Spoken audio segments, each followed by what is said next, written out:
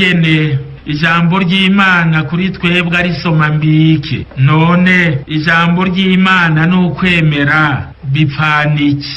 Imana yamigumana n'abayo, cyane cyane iyo nabo bagumanye nayo, bakaza baragaruka guhura nayo, kuganira nayo, bayiyagira nka wa mwanditsi w'Izaburi ya 22 bati umukama niwe mwongere wanje ndaco nzokena.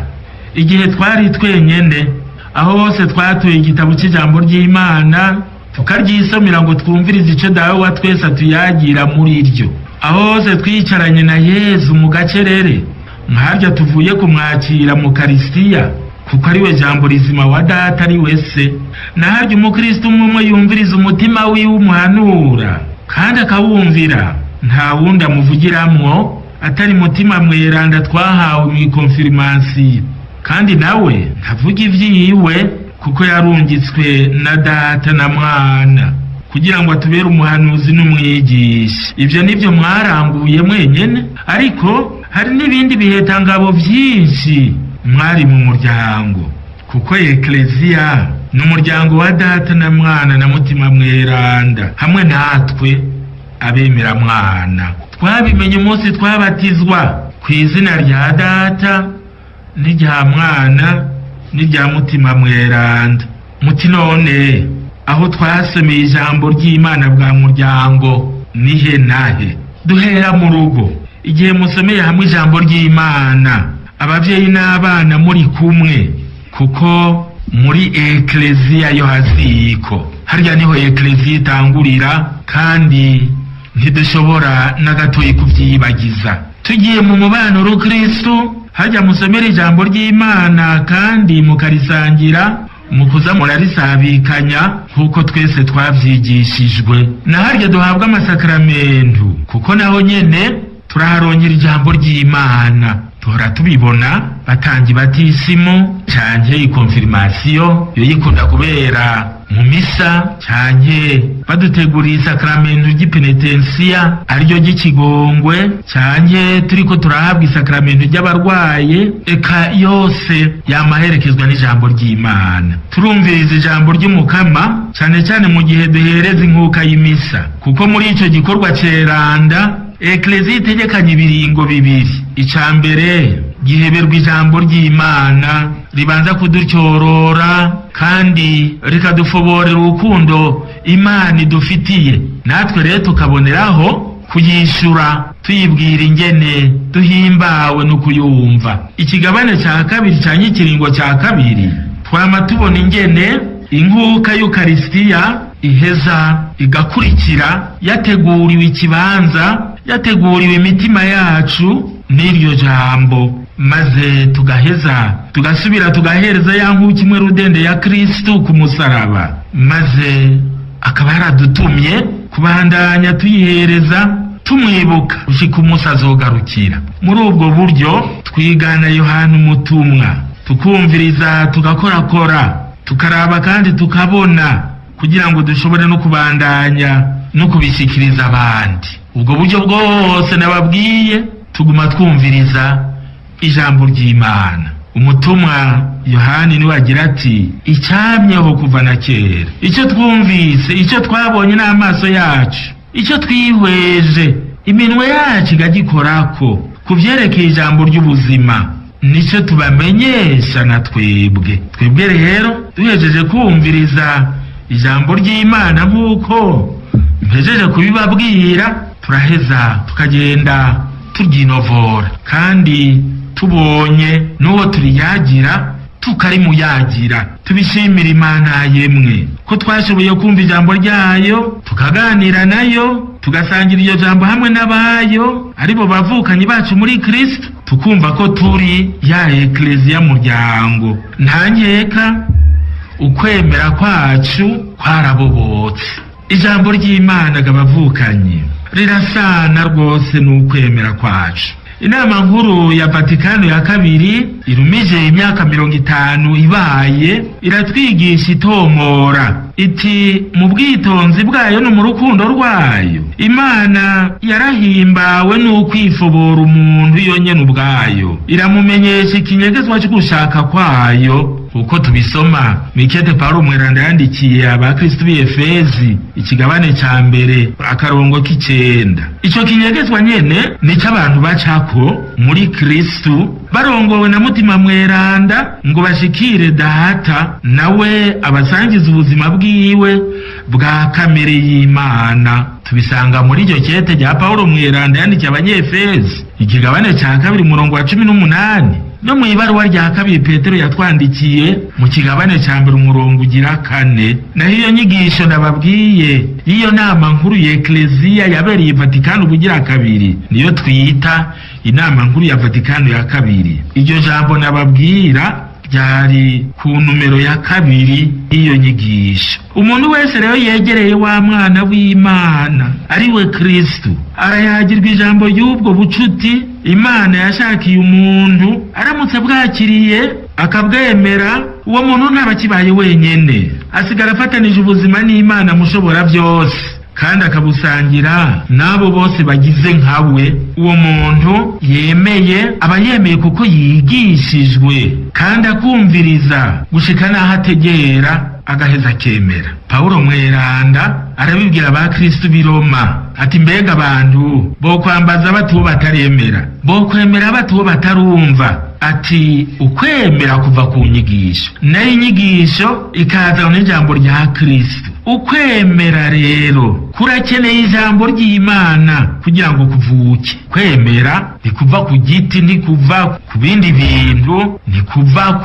kubonekerwa. Bona yuko iki gihe twese ducambiwe ukubonekerwa, aho twokwicarira ijambo ry'Umukama ngo ridufashe gukomeza kwa kwemera kwacu, ritwigize imbere muri ko kuko turitegereye ugusumba. Ukwemera kurakeneye ijambo ry'Imana kugira ngo kuvuke, kugira ngo gukekeze mu muntu, kugira ngo mbere kumaze kuvuka kurakomere, kongere gushire mu ngiro ijambo kuba kwagaburiwe, kuko naco koba kumaze kutaranguye icyo kwabwiwe. Kandi ni naho gushobora gukura, ni naho gushobora gutera kuja imbere. Tuvyigishwa na Yakobo mu ikete ryiwe ikigabane ca kabiri umurongo wa 14. Yesu yamye atumira abantu kumwumviriza kugira ngo bashobore kuronka ingabirano ziwe n'iza Data yarabazaniye. Twibuke ahashikiye Betaniya kwa Marita na Mariya bashiki b'umuhisi Lazaro. Yesu yabwiye Marita ati vyongeye umuntu abaho ku bwanje akongera akanyemera ntazokwigera apfa. Uremeye ivyo? Yabanje kumubwira ijambo hanyuma ati uremeye ivyo? Iyo Marita tumviriza ngo yihemere, hari naho ibintu vyari kubukundi. Ihiraba kandi karorero, wa musore yaratunze cyane akabaza Umukama inzira yocamo ngo aronke ubuzima budahera. Wewe yatashe zirayoye, yatashe yipfumbereje, yatashe yiziriwe. Kubera iki? Kuko yanse kwemera iryo umwana w'Imana muhanuye ati genda rero ufate bijya byose utunze ubigurishe ubihaboro hanyuma ugaruke rero nkurikire. Ariko kuko yaratunze byinshi yadidaniwe ati ndabihebe ga yemwe. Yagiye hiziriwe yipfumbereje kuko yanse kwemera ijambo Yesu amubwiye. Nanone bavukanye ukwemera gusaba ukwivako, gusaba guhinduka, gusaba guterera hasi ibyo twari twizigiye tukakira Yesu n'ijambo yarungikanywe na se wiwe. Kira noneho erega ubucuti bwose ubwaribwo bwose bwamabuca mukumviriza hanyuma tukakira icyo tuyagiwe kiri mu kuri. Murumva ingene ijambo ry'Imana kukwemera kwacu nagahambaye. Ariko dusubire twegere gatoyi iryo sano riri hagati y'ijambo ry'Imana no kwemera kwacu. By'ukuri ijambo ry'Imana niryo soko ry'ukwemera. Ukwemera gutora inzira kubonye ijambo rivuye kwa mushobora byose, wadashobora kutwemerera icadashitsa. Yesu Kristo umwana w'Imana niwe mburi yuzuye y'ijambo ry'Imana, kuko niwe jambo wa data, yari kumwe n'Imana, ni Imana iva ku Mana. Ico rero avuze nico Imana ivuga. Muri ca cegeranyo c'ukwemera kwacu turabivuga. Uwo jambo niwe yigize umuntu, abana natwe ngo azaradufoborera kamere n'ishaka ry'Imana. Turazi neza ingene duhora twumviriza iri jambo ku Noeli. Uwandikiye Abahebreyo ati, aho Imana ivugiye mu bahanuzi kenshi no mu buryo bwinshi, Imana muri iyi minsi y'imperuka yaratuganiriye mu kanwa k'umwana wayo, yashinze kuba samuragwa wa vyose kandi yagirishije ibiremwa vyose.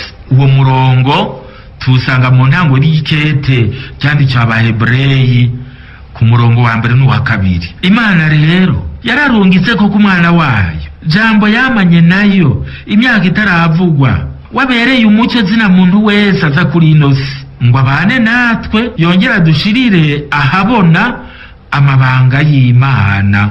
Ako n'akandi gace nguye muri ya nyigisho y'ukwifobora kw'Imana twarazwe na ya nama nkuru ya Vatikano ya kabiri. Imbere yo kurungika abatumwa biwe gushikana iryo jambo kuri twebwe, Yesu yarabibiye akabanga ati, uko data yantumye niko nanje ndabatumye. Mu nkuru nziza ya Yohani ikigabane ca 20 umurongo wa 21 araheza arabarungika ati, gende rero mwigisha abantu bose, mubabatize ku izina rya Data n'irya Mwana n'irya Mutima Mweranda, mubigishe gukora ivyo nabategetse. Nanje ndi kumwe namwe ubutakibavirira gushika ku muhero w'isi. Dusanga iryo jambo muri Mateyo 28 umurongo wa 19 n'uwa 20. Ukwemera kwacu rero, naho twebwe tutabonye Yesu ubwiwe, gufatiye ku ijambo ryiwe yamenyesheje abatumwa biwe, nabo bakariherezaho bari bashikanye kuri Kristo, aribo ekleziya gushika n'uno musi. Nubundi ico cyumviro nagikuye muri iyo nyigisho y'ukwifobora kw'Imana mu gace ka 17.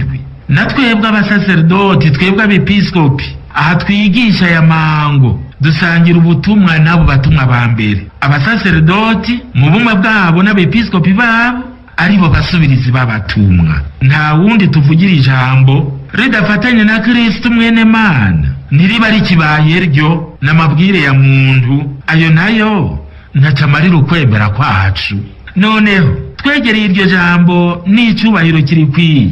Erega ntidusangamwo iryo jwi gusa twumva umuntu asohora iyo ashatse kuvuga, dusangamo Kristo wenyene ubwiwe, kuko niwe jambo wa Data, nkako niwe gashusho kaboneka cy'Imana itaboneka, nkuko Paulo Mweranda vyigisha abakristo b'i Kolosi ikigabane ca mbere umurongo wa 15 muri iryo kete. Kristo niwe jambo riminuje rya Data, kubera ico inyuma yiwe nta rindi dutegereje gufoborerwa riraba Imana n'urukiza iha umuntu iciye ku mwana wayo. Kristo niwe ndongozi y'ukwemera kwacu, nkuko tubisanga mu ikete ryandikiwe Abahebreyi ikigabane ca 12 umurongo ugira 2. Indongozi idasubirirwa, murumvaga yemwe, indongozi idasubirirwa itarogoywa. Nta wakijambo Kristo, nta wakijambo Kristo ngo reka nanje mvugika. Uwo muntu arabesha, uwo muntu agomba kuturefura. Muranyumva? Uwo muntu arogoya Kristo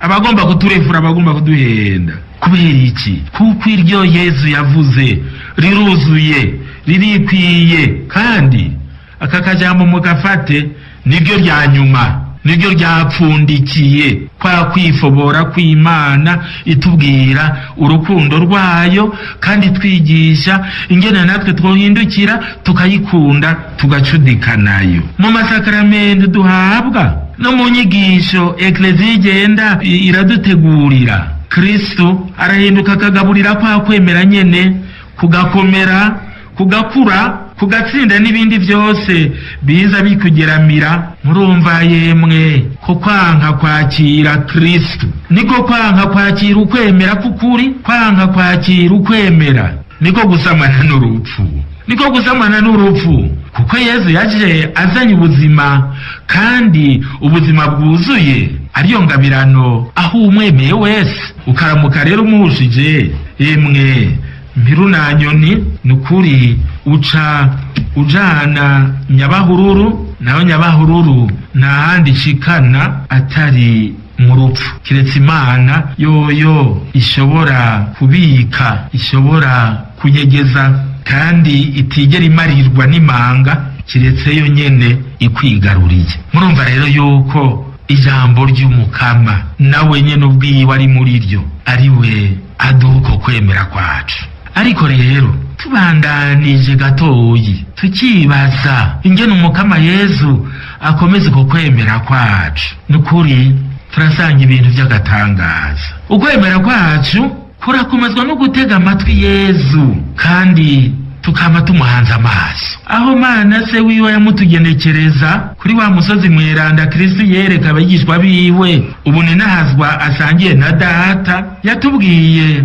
ati uyu ni umwana nje nkunda mfise ku mutima. Ni mu mutege yombi, ni mu mutege yombi. Mana Data ashaka kuturamira mu magara make dushobora kugira igihe turiko turumviriza Umukama Yezu. Harya badusomera ijambo ryiwe nababwiye ryari na ryari bishoboka cyane mbere turiko turaryisomera, twabwirizwa kwama twumva Data tubwira ati uyu ni umwana nje nkunda cyane, ndamufise ku mutima. Ni mu mutege yombi, niho namwe muzonshika ku mutima, niho namwe muzombera koko abana. Iryo jambo ryashikirijwe abigishwa bari batorewe guherekeza Yezu ku musozi wa Tabora ngo ababurire ukubabara kwiwe.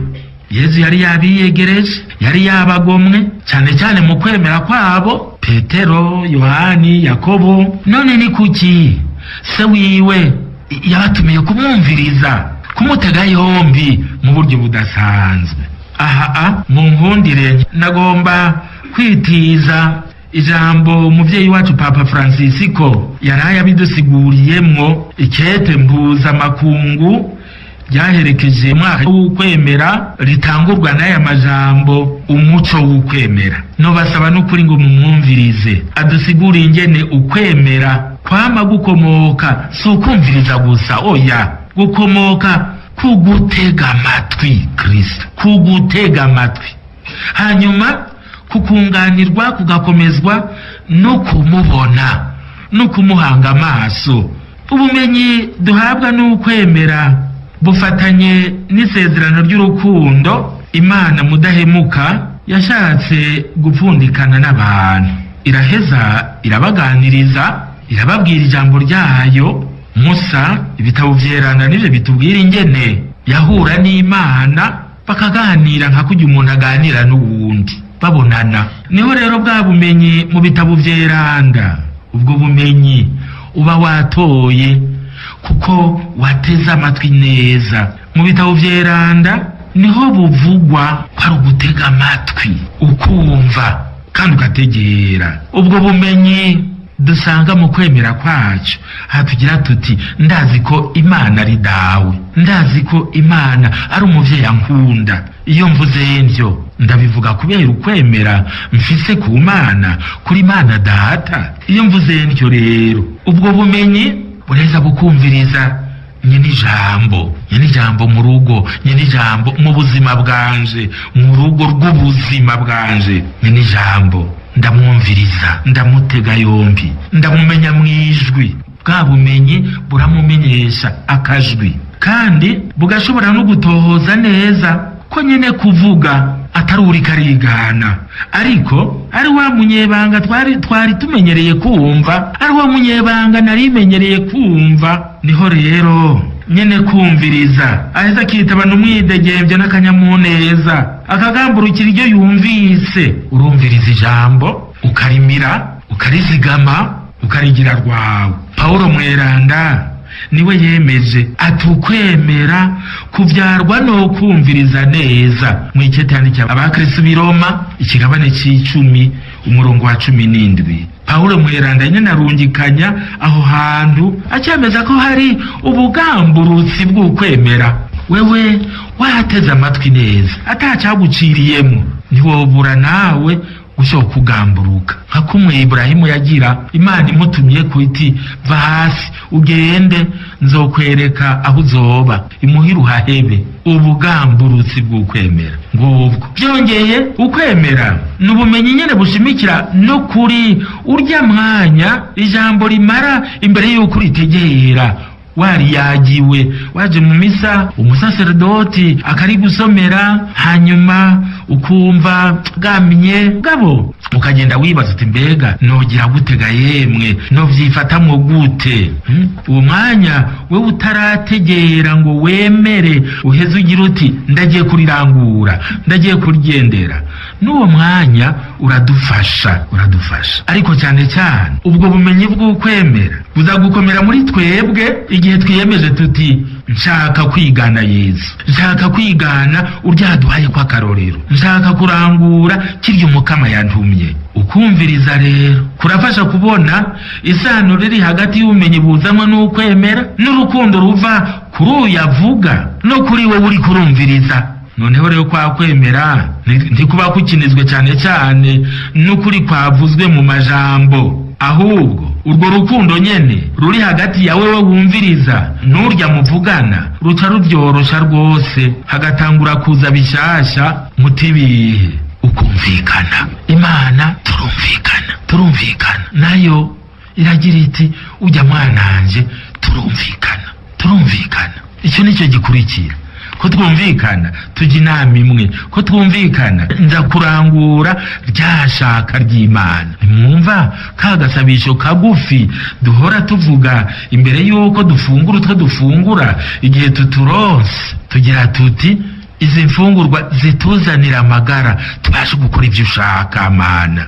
Murabona nicyo tuba dushaka kuvuga, kuko twumvikanye n'Imana turaheza tugakora icyo yo ishaka. Natwe kuko tuyagirwa na Kristo adukunda tukamukunda, niko tumera. Mu kwemera ntituba dushaka guharira, ariko tuba dushaka gukunda. Kristo atuyagira dawa twese n'urukundo adufitiye twebwe abana biwe, akatubwira ingene mutima mweranda we rukundo rwa Data na Mwana atubera natwe umutabazi n'umuhoza duhabwa na Data. Nta kindi rero tuba tukijeje rya jambo ryiwe atari ubwo rukundo, turyakiranye urukundo. Nukuri turashobora kurigamburuka, rirashobora kutubera ubuzima. Uri umudandaji wewe, cyanye uri umurimyi, cyanye uri umuvyeyi mu bana, cyanye wewe uri umusaserdoti urihebeye Imana, nta kindi kiba kigisigaye. Ubwa rukundo ruguma rukujana, ruguma rukubwira ingene wumvikanye n'Imana. Erega nta bindi biba bisigaye, uguma ubwira Imana uti ndashimye. Icyo kiganiro nababwiye ko nagikuye muri iryo kete ryitwa Umucyo w'Ukwemera. Umuvyeyi wacu Papa Francisco yashatse kuturungikira, turizeye ko vuba tuzoba twari bashyiriye mu Kirundi, namwe muryisomere. Abatumva igifaransa ryoba ririmo cyane n'urundi rurimi ryoba ririmo, namwe muze mushobore kuryinovora. Murumva ingene adusigurira uko kwemera mu buryo buramvuye. By'ukuri hagati yanje na Yezu agatima kaba kashohonze, niko twovuga. Imitima iba yahuye, tuba twahuje imitima ikaraba mu ntumbero imwe. Wa mukristo ntaba kibaye umwigishwa asanzwe warimwe cyane kabiri, n'umugenzi ahuye n'uwo yakunze, ntibacagiranya, ntibagiharira, barakundanye, barashimanye. Ni nka kurya kwikira amata ku mbuzu, rwarafatanye. Ni nka kurya kwikira amata ku mbuzu, ni nka kurya kw'intama na wa mwungere wayo bamenyana mwijwi. Yohana 10 ku murongo wa 3 gushika ku wa 5. Ni nka kurya kwa ya nyana imenya nyina mu mwiza.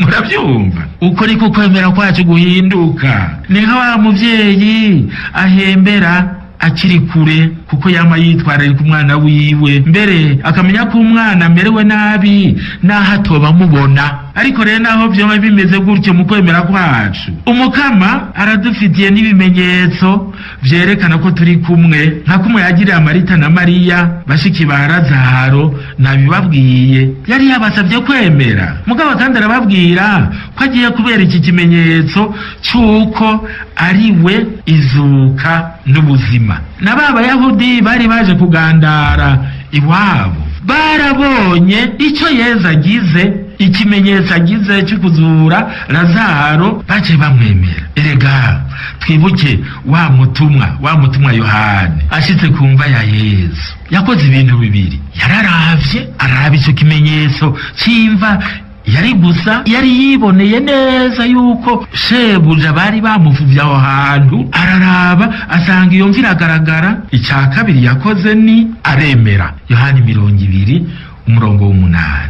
Ariko rero bavukanye, naho ibyo bimenyetso bitoronkeka iminsi yose, tumenye kuvyakira tuvyeretswe n'uwo twakunze. Ntidupfa gutora ikimenyetso citembereza aho mwibarabara ngunguri ca Yesu, eka naho nyene nukurikanura. Ubonye Yesu ukamwemera, aca kugabira kwakira ijambo ryiwe mu rukundo rushima, mu bumenyi butarinda gusigurirwa. Uko nanone kwa kumwizigira kurakwiye, niko kugikeneye gusesa no gusesangura. Naryo ijambo yokongererako kenshi ntiriba rigikenewe, kuko wowe nawe murabana mu maso, mukaba mwategeranye. Kumwe yabigirira Petero mwijoro ryo kuwa 4 mweranda ahejeje kumwihakana. Ntibavuganye, Yesu yararavye Petero aho bariko baramukubita bamuhuragura, bahuza amaso na Petero, acarategera ati ndahemutse ndamuhakanye.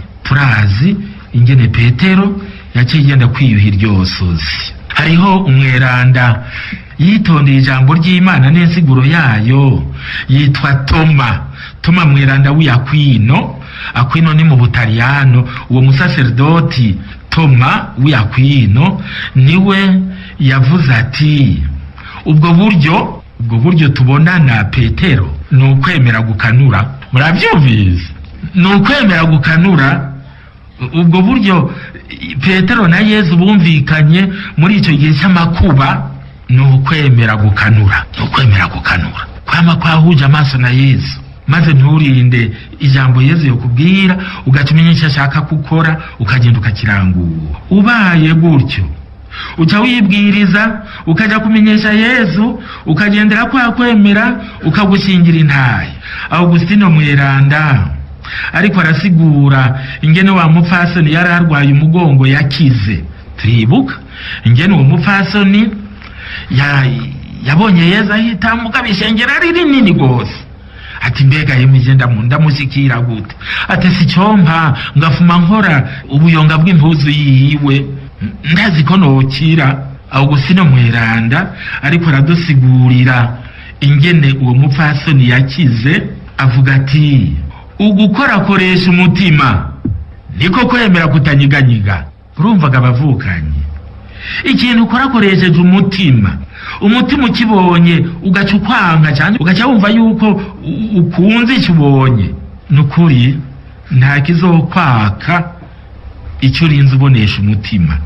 Ugukorakoresha umutima niko kwemera kutanyiganyiga. Ariko rero ubwo buryo tubushikako iyo tumaze gusa na Kristo, kuko ni waduha amaso yo kumubona, tugaca rero dutegera icyo ashaka. Bavukanye, iki gihe ukwemera gushitse kurashobokera uwiguze Yesu wese, agakira gukebaguzwa mu bindi, akwegerwamo n'ababanyi cyane data. Abigisha tubona ko baraze nk'iyiswa kenshi bavuga Kristo atariwe, cyane bahongera amafaranga cyangwa ibibanza bikuru mu ntwaro cyangwa mu kazi. Baratubyumva basigaye bagenda gusenga hayihanaka kugira ngo n'utwo babi baraturya.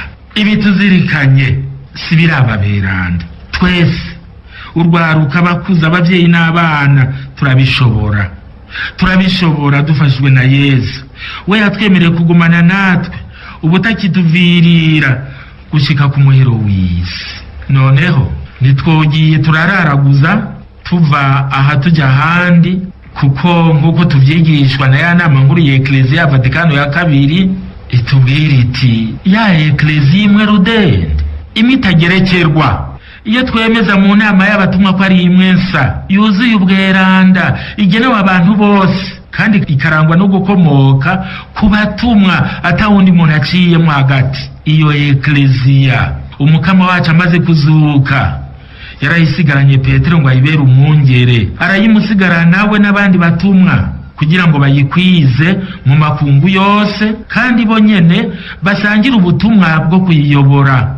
Umukama Yezu akayishinga wewe nyene mu myaka yose, izibe inkingi n'ishimikiro y'ukuri, inkingi n'ishimikiro ry'ukuri. Iyo ekleziya niyo yiyurimwo, ntuje gutabira kure, ntuje kuraraguza.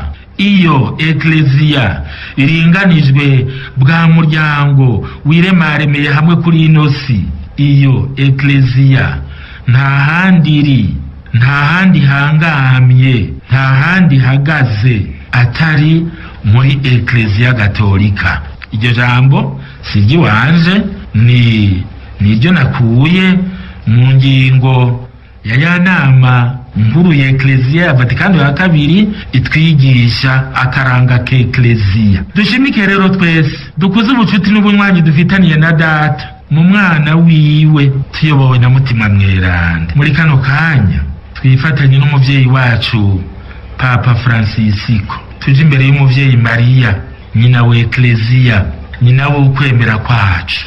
Tumusabe tuti: Muvyeyi Bikira Mariya, tabara ukwemera kwacu, ugurura umutima wacu twumvirize jambo, wewe nyina wa jambo, kugira ngo dushobore kumenya ijwi ry'Imana igihe aduhamagara. Vyura muri twebwe umutima wo kumukurikira, tuve mu vy'iyi si, twitaba ico atwemerera, dufashe twakira urukundo rwiwe, kugira ngo natwe tumusanganize ukwemera kwacu. Dufashe kumwizigira rwose, kwemera urukundo dufitiye, cyane cyane mu bihe turiganiwe no mu bihe by'amagorwa n'ivy'umusaraba, aho ukwemera kwacu gukenera gukuru gusumba. Teragira mu kwemera kwacu akanyamuneza ka Kristo yazutse, wame watwibukije kuwemera atana rimwe aba wenyene. Twigishe kurabisha byose amaso ya Yezu, kugira ngo atubere umuco ku mayira yacu, kandi uwo muco w'ukwemera wamukura muri twebwe, gushika tuze dushikire wa munsi utazokwigera wira, Kristo wenyene ubwiwe, umwana wawe n'umukama wacu. Amen.